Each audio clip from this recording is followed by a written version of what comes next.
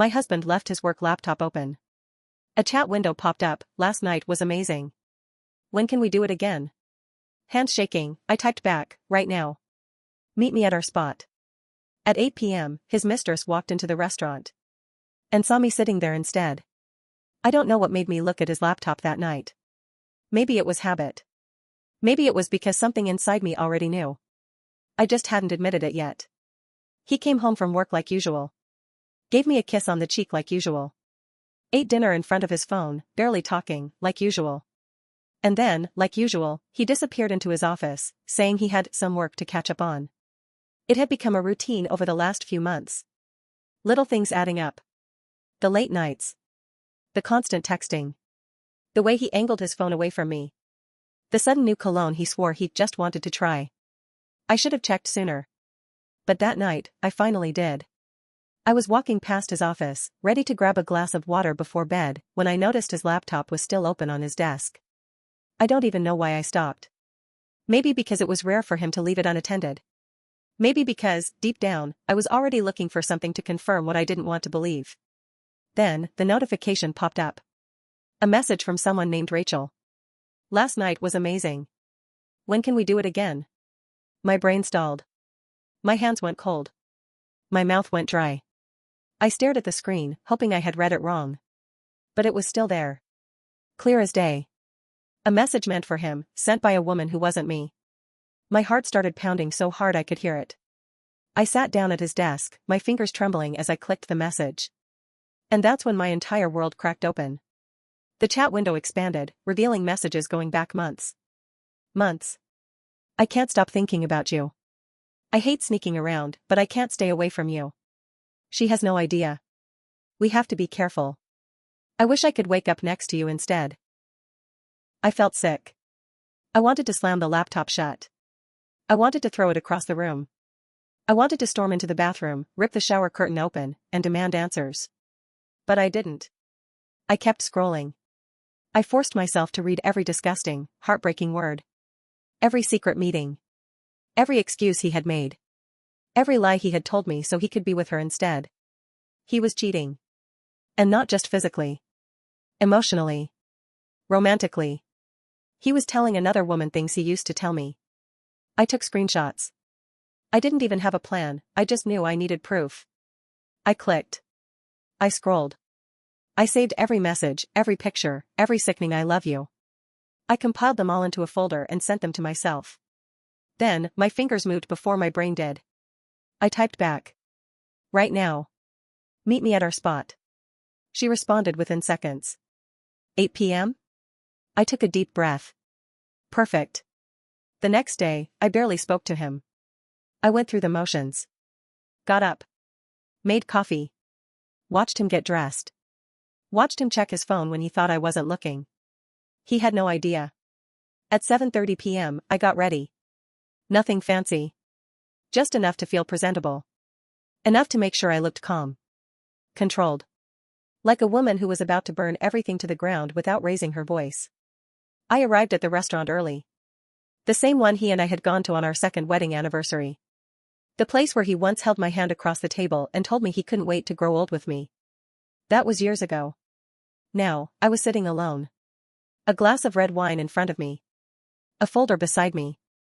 At exactly 8 p.m., she walked in. Rachel. She was younger than me. Mid to late 20s. Pretty. The kind of pretty that made my stomach turn because I knew he must have thought so too. She scanned the room, expecting to see him. Then, her eyes landed on me. She froze. I watched the realization hit her in real time. The slight widening of her eyes, the stiffness in her shoulders, the way her fingers twitched like she wanted to turn around and run. But she didn't. Slowly, she walked over. She stopped at the edge of the table. Her voice was barely above a whisper. Where is he? I took a sip of my wine, savoring the way she swallowed nervously. I motioned to the empty chair across from me. Sit. She hesitated. Sit, I repeated. She did. For a long moment, neither of us spoke. Then, I reached into my bag and pulled out the folder. I placed it in front of her and slid it across the table. What is this? She asked. Go ahead, I said. She opened it. Her breath hitched. I watched her face drain of color as she flipped through the pages. Screenshots of their messages. Every conversation. Every lie. Everything. Her fingers trembled as she lifted her eyes to mine. I didn't know, she whispered. I raised an eyebrow. Didn't know what? That he was married? She didn't answer. I leaned forward. Tell me something, Rachel. Did he tell you he loved you? She blinked rapidly, her breathing uneven. I tilted my head. Did he tell you that before or after he went home to his wife? Her lip quivered.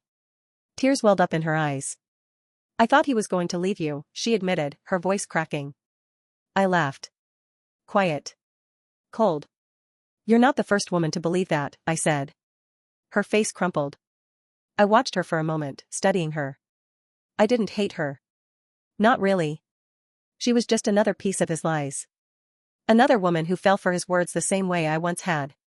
I leaned back in my chair and let out a slow breath. Don't worry, I said. You won't be hearing from him again. And with that, I stood up. I grabbed my purse. And I walked out. I drove home in silence. My hands were steady on the wheel, my mind clear. I thought I'd feel something different. Satisfaction. Rage. Maybe even relief. But all I felt was calm. I had set the fire. Now, I just had to watch it burn. When I walked through the front door, he was sitting on the couch, scrolling on his phone. I stared at him. Does he know? No. His face was relaxed, like nothing had changed. Like he wasn't living two lives. He looked up. Hey, babe. Babe. I forced a smile. Hey. He leaned back against the cushions, stretching like he didn't have a care in the world. Long day? You could say that. He smiled. Let's order in. I'm starving. I nodded. Yeah. That sounds good. Because the thing is, he wasn't starving. He was supposed to be at that restaurant. He was supposed to be meeting her. But he had bailed. I had no idea why. And that unsettled me more than anything. The next morning, he left for work like usual. I sat on the couch, staring at the folder. He hadn't mentioned Rachel. Not once. No phone calls. No weird behavior. But something felt off. So, I checked our shared bank account. And there it was. A $500 cash withdrawal from an ATM near the restaurant. From the time after he was supposed to meet Rachel. I stared at the screen, my stomach twisting. Why did he pull out cash? Where did he go? I clicked through more transactions. Then I saw it. A $400 hotel charge. That bastard. I closed my laptop and sat back, my mind racing. He hadn't gone to see Rachel. He had gone to see someone else. I waited. I could have confronted him right then. Could have sent him a picture of the bank statement with nothing but a question mark. Could have called him at work and listened to him stammer through a lie. But I didn't. Because I wanted to know who. That night, he came home at his usual time. Another fake kiss on the cheek. Another mindless conversation about work. I smiled through it all. But when he went to bed, I stayed awake. And at 1:17 a.m., he got a text. His phone lit up on the nightstand, the brightness cutting through the darkness. I watched as he reached for it, half asleep, and unlocked it without thinking. Then he sighed. Typed something. Rolled over. I waited until his breathing evened out. Then, carefully, I slid his phone off the nightstand. I had one shot. I opened his messages. And there she was. Not Rachel. A different name. Jessica. I scrolled up, my heart hammering. Jessica wasn't new. Jessica had been around for a while. She was careful. No suggestive messages. Just short ones. Simple. Vague. See you soon. Same place? Can't wait. But then, I opened the photo album. My whole body went cold. There were pictures. Their pictures. In a car. In a hotel. One of her legs draped over his lap, his hand on her thigh. Another of her in a mirror, wearing nothing but a sheet. And then I found the worst one. A picture of our bed. My bed. With her in it. My breath hitched so hard I thought I'd wake him up. But he kept sleeping, oblivious. Comfortable. I stared at the screen, my vision blurring. It had never just been Rachel. It had never just been one woman. This was who he was. A liar. A cheat. A man who had no problem bringing another woman into my house, my bed, and then coming home every night like nothing was wrong. I looked at him. I had loved him. I had trusted him. And he had burned it all to the ground. I put the phone back exactly where I found it. Then, I got up. Because now, I wasn't just going to leave him. I was going to destroy him first. I didn't sleep that night. I sat in the dark, my mind spinning, my heart racing. Rachel. Jessica. The hotel charges. The texts. There had to be more. And if there was more, I was going to find it. The next morning, he got up like nothing had happened. He kissed me on the forehead. Told me he'd be home late because of meetings. I smiled. Told him to have a great day. Then, the second his car pulled out of the driveway, I went to work. First, his laptop. I opened his email. Most of it was normal, work stuff, newsletters, junk mail. Then, buried under everything else, I found it. A hidden folder in his inbox. Labeled, receipts. I clicked. And my stomach dropped. Flight confirmations. To Miami. To Vegas. To New York. None of them were work-related. None of them were for us. Some were booked months ago. Others just a few weeks back.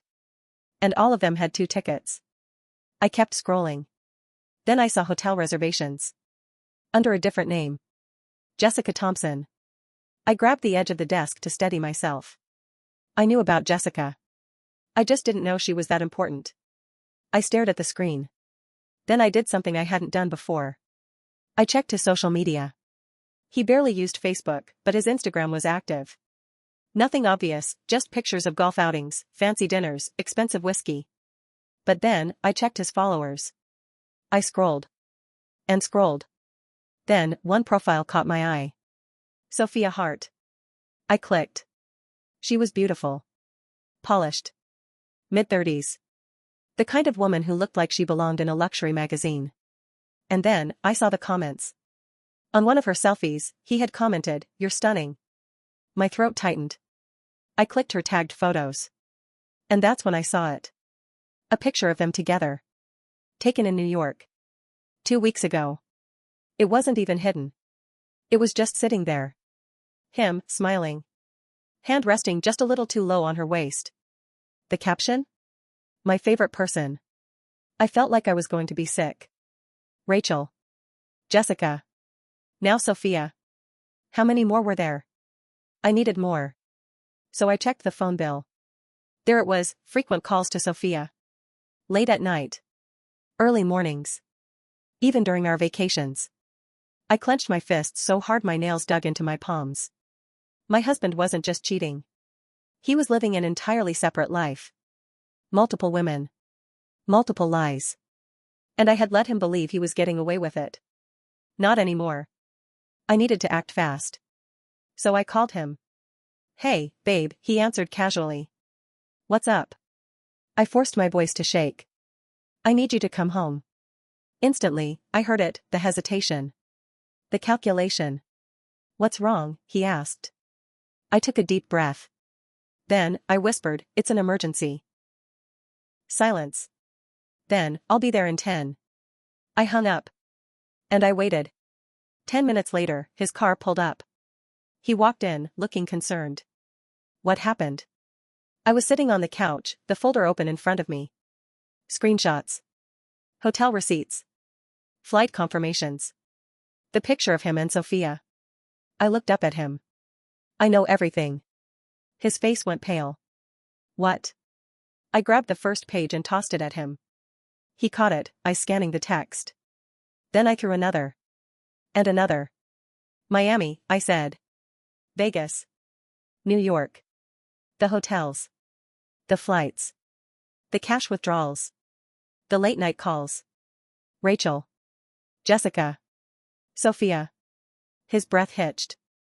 I stood up, stepping closer. "Did you think I was stupid?" He opened his mouth. Closed it. Swallowed hard. No, I held up a hand. "Do not lie to me." His jaw tightened. "I can explain." I laughed. Actually laughed. Oh, I'd love to hear it, I said. Which part do you want to explain first? The women? The money? The fact that you brought Jessica into our house? Or maybe the fact that you were literally posting pictures with Sophia like I wouldn't find out? His lips parted, but no words came out. Because there was nothing to say. I had him. I had everything. And now, I was going to ruin him. His face was blank. His mouth opened, then shut. Like his brain was stalling, running out of lies. I let the silence stretch, watching him crumble under it. Then, he made a mistake. He laughed. A short, humorless chuckle, shaking his head. So, you've been spying on me? I inhaled sharply. Spying? My voice came out dangerously calm. Are you seriously trying to turn this around on me? I mean, damn, you went through my emails? My bank account? He scoffed, running a hand through his hair. That's crazy. Crazy? My voice rose.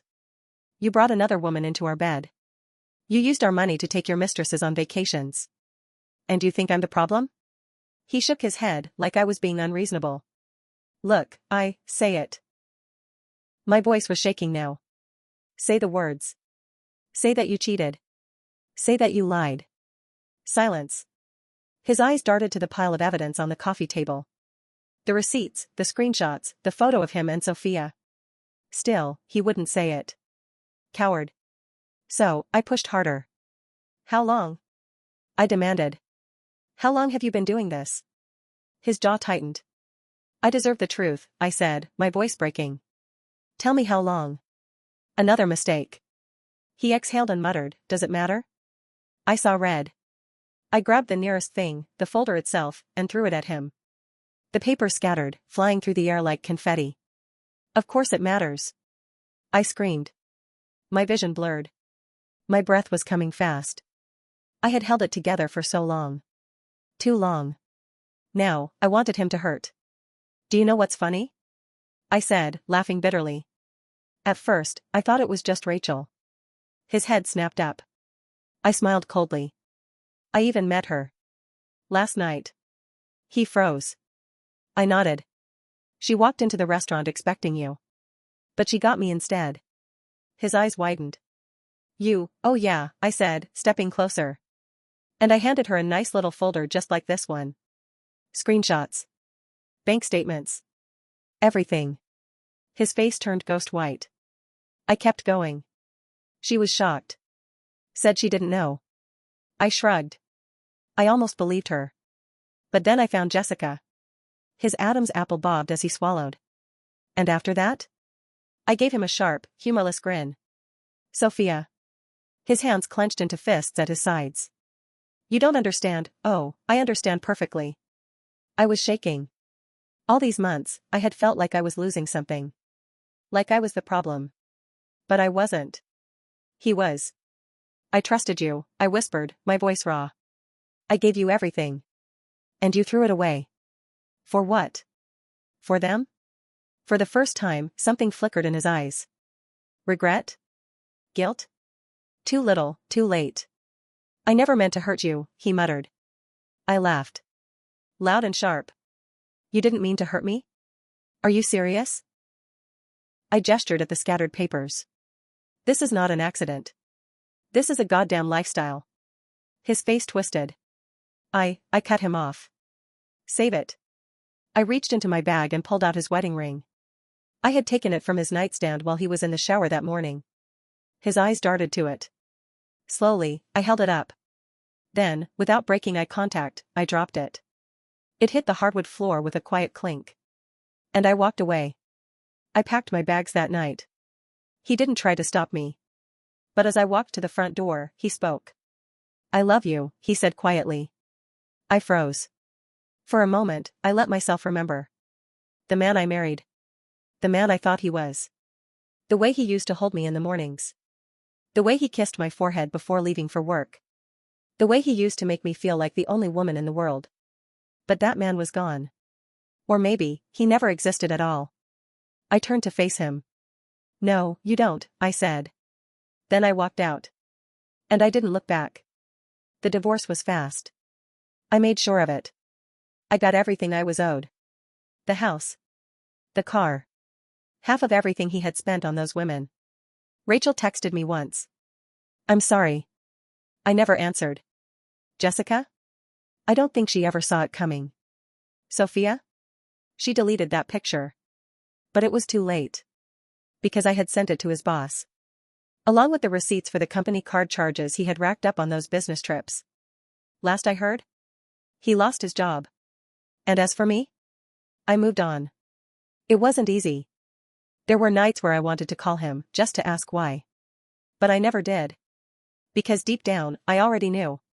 Some people don't cheat because they're unhappy. Some people cheat because they think they'll never get caught. He thought he could have everything. He ended up with nothing. And me? I walked away with my dignity. And I never looked back.